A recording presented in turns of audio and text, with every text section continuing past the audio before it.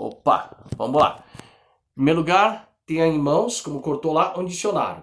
Em segundo lugar, YouTube, tá bom?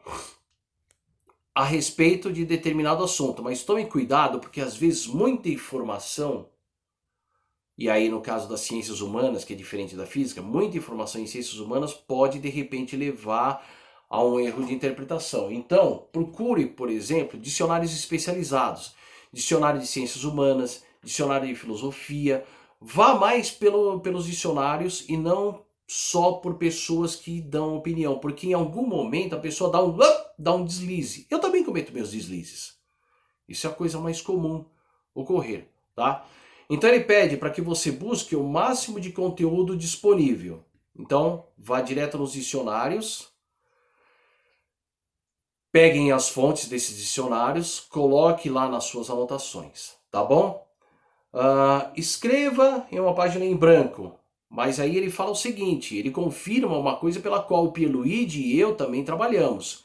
Escreva não numa folha em branco, mas é o que eu já passei. Escreva numa caderneta e em letra pequena, tá? Porque já é comprovado cientificamente, e eu já falei inclusive naquele desenho lá dos 12 sentidos, no processo de ver, o processo de escrever, tato, visão, audição, que você vai escutar, claro, a menos que você esteja escutando música, tá bom? E com isso você organiza todos os seus processos vitais, a respiração, a quebra dos alimentos, tudo que estiver que ocorrer no seu organismo, ele começa a se auto-organizar da maneira correta, porque você está fazendo uma atividade numa velocidade que seu corpo entende, junto com a sua mente, tá bom?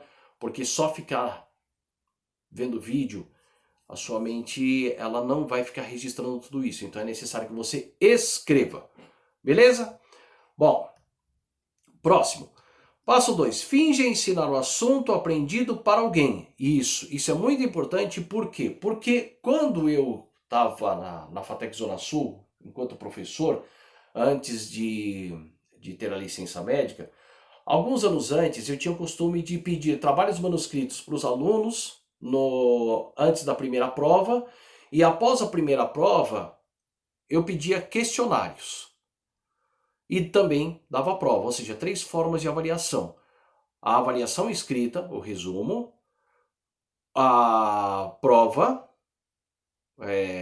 50% múltipla escolha e uma questão dissertativa, e o seminário. Então é aqui que entra essa parte também do Feynman, que é importante porque muitos alunos, eles aprendem vendo na lousa, outros aprendem escrevendo e outros aprendem ouvindo. Então precisa ter que juntar todos esses 3. Por isso que hoje eu botei lá na página do professor Carlos Loyola os desenhinhos do canal do YouTube Eureka, que fala a respeito do Feynman. O Socrática Português também fala, que também é um canal muito bom para se aprender alguma coisa ali. Passo 2. Finge ensinar o assunto aprendido para alguém. Organize as ideias de ordem lógica, começo, meio e fim. Por isso que eu estou usando História da Riqueza do Homem. Por quê? Porque você não está praticamente pegando um assunto e montando ele. Não, o assunto já está montado numa ordem lógica. Percebe? E ali, a partir do momento que você já vai tirando os tópicos do texto, desculpa gente, estou olhando toda hora para os cachorros. A partir do momento que você tira aqueles tópicos do texto e escreve, você já está organizando as ideias. Numa ordem lógica com começo, meio e fim.